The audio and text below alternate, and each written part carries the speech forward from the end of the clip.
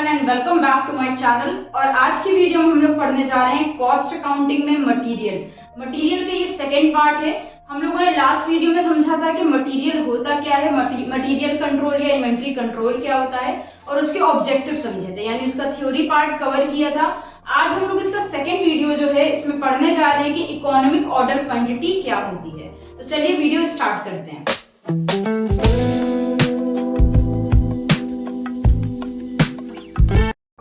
Economic order quantity क्या है, इसकी डेफिनेशन बोर्ड पर लिखी हुई है। समझते हैं कि ईओक्यू क्या है।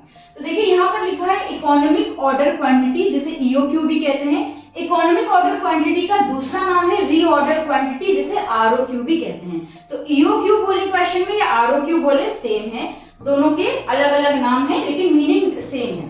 तो यहाँ पर कह रहे हैं economic order quantity is that size of order which give maximum economy in purchasing any material, यानी and contribute towards maintaining the material at the optimum level. तो यहाँ पे ध्यान रखिएगा कि ये वर्ड्स क्या आ रहे हैं। कह रहे हैं इकोनॉमिक ऑर्डर क्वांटिटी वो साइज है, वो ऑर्डर है जो मैक्सिमम इकोनॉमी प्रोवाइड करता है, यानी हमें खरीदते टाइम सबसे बेस्ट फैसिलिटीज प्रोवाइड करता है, जो मेरी फैक्ट्री के लिए बेस्ट क्वांटिटी बेस्ट साइज है खरीदने के लिए, और ताकि हम अपने आगे जो मटेरियल है उसे ऑप्टिमम लेवल पे बना के रख सके। ऑप्टिमम लेवल का मतलब होता है कि जितना जरूरी है उतना मटेरियल होना चाहिए, ना तो लिमिट से ज्यादा हो कि बर्बाद हो, ना तो लिमिट से कम हो कि अंडर स्टॉकिंग हो जाए और प्रोडक्शन के लिए मटेरियल ही ना हो हमारे पास। तो इस तरह से मटेरियल को खरीदना कि वो ऑप्टिमम लेवल मेंटेन करके चले एंड एट मिनिमम कॉस्ट, और वो भी कम से कम प्राइस पर, उस लेवल को हम कहते हैं इकोनॉमिक ऑर्डर क्वांटिटी। तो ईओक्यू वो साइज है जितना हम ऑर्डर देंगे ताकि मेरे यहाँ ना तो कम पड़े मटेरियल और हम मटेरियल को कम से कम प्राइस पर भी खरीद सके, ताकि परचेज करने का जो बेनिफिट है, जो मैक्सिमम इकोनॉमी, वो हम अचीव कर सके। उस साइज को कहते हैं economic order quantity.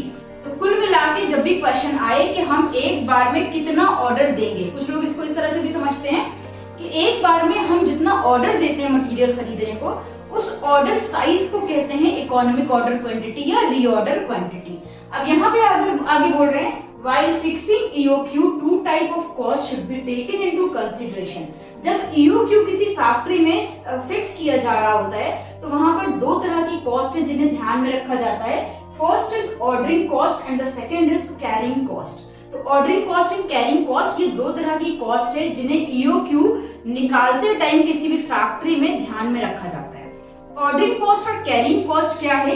Ordering cost क्या होती है? हमारी फैक्ट्री में एक ऑर्डर देने की जो कॉस्ट आएगी उसे हम कहते हैं ऑर्डरिंग कॉस्ट। ऑर्डरिंग कॉस्ट के अंदर बहुत सी चीजें आ जाती हैं, जैसे हमारे परचेज डिपार्टमेंट, हमारे इंस्पेक्शन डिपार्टमेंट, ये सारे जो डिपार्टमेंट होते हैं, या फिर payment department,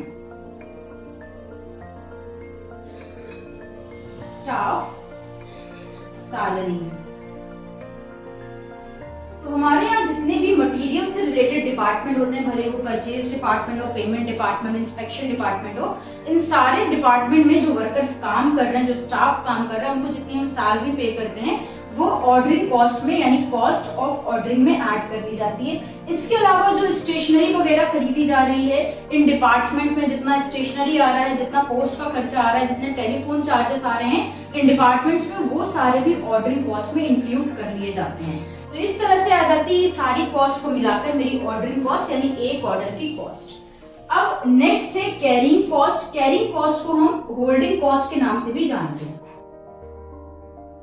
holding cost, carrying नाम से ही समझ में आ रहा है कि मटेरियल को कैरी करके रखने की जो कॉस्ट आती है, संभाल कर रखने की जो कॉस्ट आती है, उसे हम कैरिंग कॉस्ट या होल्डिंग कॉस्ट कहते हैं। अब कैरिंग कॉस्ट के अंदर बहुत सारी कॉस्ट आती हैं, जैसे अगर आपने मटेरियल को रखने के लिए कोई गोडाउन लिया हुआ है तो आपको उस गोडाउन को रेंट देना पड़ेगा।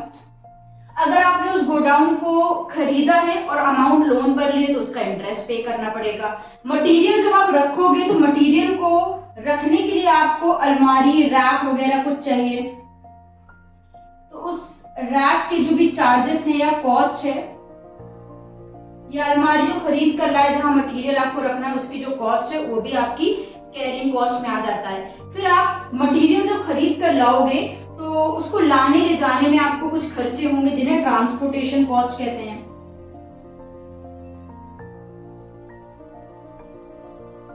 ट्रांसपोर्टेशन कॉस्ट ये भी हमारी कैरिंग कॉस्ट का पार्ट हो जाता है। मटेरियल का हम लोग अक्सर इंश्योरेंस कराते हैं, ज्यादातर केसेस में कराते हैं।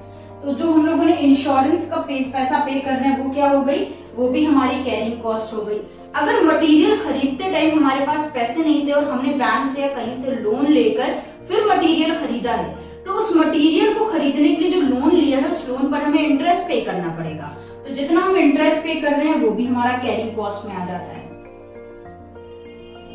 इस तरह की कुछ खर्चे हैं, ये सारे के सारे हमारे कहां पर आ जाते हैं, कैरिंग कॉस्ट में आ जाते हैं। इसके अलावा मटेरियल को ऑब्सोलेट होने से, खराब होने से बचाने के लिए अगर कुछ पैसा हम खर्च कर रहे हैं तो वो ऑब्सोलेंस कॉस्ट भी हमारी कैरिंग कॉस्ट की कैटेगरी में आ जाती है।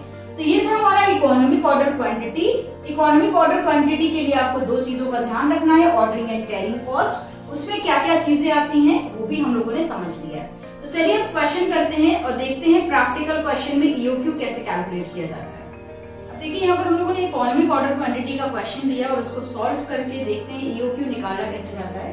तो क्वेश्चन में कह रहे हैं find out EOQ and the number of order placed per year. दो चीजें निकालनी है हम लोगों को यहाँ पर, एक तो इकोनॉमिक ऑर्डर क्वांटिटी निकालना है और दूसरा ये निकालना है कि एक साल में हम कितने ऑर्डर दे रहे हैं, number of order per year from the following data. अब इसके लिए कितनी इंफॉर्मेशन की जरूरत है हम लोगों को, एनुअल कंजम्पशन यानी एक साल में मेरी फैक्ट्री के अंदर कितनी यूनिट्स कंज्यूम होती हैं, इस्तेमाल होती हैं, वो हमें चाहिए। तो वो दे दिया 10,000 यूनिट्स। उसके बाद हमें चाहिए होता है cost of placing an order, जो कि है 50 रुपए, यानी एक ऑर्डर देने की क्या कॉस्ट आ रही है। तो हमारे यहाँ एक ऑर्डर की 50 रुपए कॉस्ट आ रही है इस क्वेश्चन के according. Cost of material per unit is 25। हम जब मटेरियल खरीदते हैं या हम मटेरियल हम जब बनाते हैं तो एक यूनिट की कॉस्ट है 25 रुपीज और कैरिंग कॉस्ट है 10% इन्वेंट्री कॉस्ट की। इतनी चीजें हम लोगों को दी हुई है। देखिए इकोनॉमिक ऑर्डर क्वांटिटी का फॉर्मूला क्या होता है ये ध्यान रखेंगे, √2AO डिवाइडेड बाय C। अब यहाँ पर A 2 कांस्टेंट टर्म है, A आ रहा है, A का मतलब होता है A जो आ रहा है A का मतलब होता है एनुअल कॉस्ट या एनुअल यूसेज या एनुअल कंजम्पशन। O का मतलब होता है ऑर्डरिंग कॉस्ट, यानी एक ऑर्डर देने की क्या कॉस्ट है। और इस C का मतलब होता है कैरिंग कॉस्ट पर यूनिट, यानी एक यूनिट को कैरी करने में, रखने में क्या हमारी कॉस्ट आ रही है। इतनी चीजें करने के बाद अब हम लोग ये फॉर्मूला हम लोग को पता चल गया 2AO divided by C।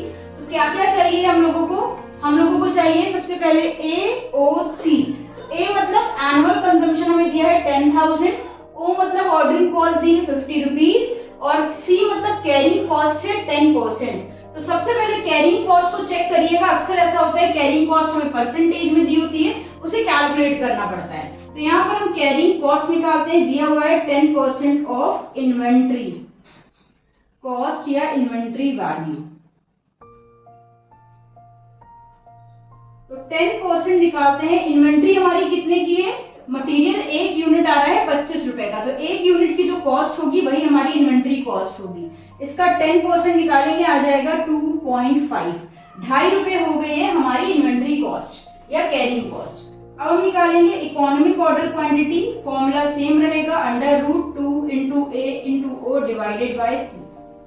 Root बनाया, कांस्टेंट टर्म 2 रखा, A की प्लेस पर एनुअल कंजम्पशन रखेंगे विच इज 10,000 यूनिट्स, फिर मल्टीप्लाई का साइन लगाया। O की प्लेस पर हम ऑर्डरिंग कॉस्ट रखेंगे, ऑर्डर देने की कॉस्ट कितनी है 50 रुपए, डिवाइड दे देंगे C है अपॉन में, C की प्लेस पर रखेंगे कैरिंग कॉस्ट जो कि हम लोगों ने निकाली है 2.5।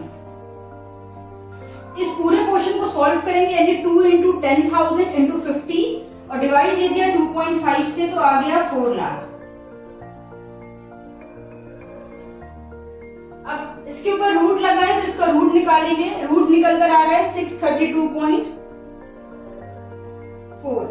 इसे हम ले लेते हैं 632 यूनिट्स। तो ऐसा सिंपल सा फॉर्मूला लगाकर आप जब इसे कैलकुलेट करेंगे तो आपकी इकोनॉमिक ऑर्डर क्वांटिटी या रीऑर्डर क्वांटिटी आ जाएगी। अब इसमें हमें कुछ और निकालना था जो कि नंबर ऑफ ऑर्डर है। क्वेश्चन में कह रहे थे ईओक्यू निकालो और ईओक्यू के साथ क्या निकालना है, number of order placed per year, कि एक साल में हम कितने ऑर्डर देते हैं। नंबर ऑफ ऑर्डर निकालने के लिए आपको एनुअल कंजम्पशन लेना है, उसमें डिवाइड दे देना है इकोनॉमिक ऑर्डर क्वांटिटी से। तो एनुअल कंजम्पशन कितना था, एनुअल कंजम्पशन था हमारा 10,000 यूनिट्स का, यहाँ पर हम रख देते हैं 10,000 यूनिट्स और डिवाइड दे देते हैं इकोनॉमिक ऑर्डर क्वांटिटी आ गई है 632 यूनिट्स। दोनों को डिवाइड देते हैं, डिवाइड देने पर आ रहा है 15.8, यानी इसे राउंड ऑफ करेंगे 16 ऑर्डर्स। तो ये हम लोगों ने क्या करा है, एक क्वेश्चन की हेल्प से economic order quantity plus number of orders निकालनी है।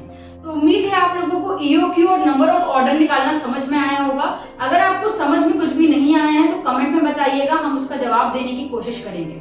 अगर आपने अभी तक हमें इंस्टाग्राम पर फॉलो नहीं किया है तो फॉलो जरूर करिएगा, चैनल पर नए हैं तो इसको सब्सक्राइब करिएगा, बेल आइकन पे जरूर क्लिक करिएगा। फिर मिलते हैं एक नई वीडियो के साथ। हमारे साथ जुड़े रहने के लिए और वीडियोस को देखते रहने के लिए थैंक यू।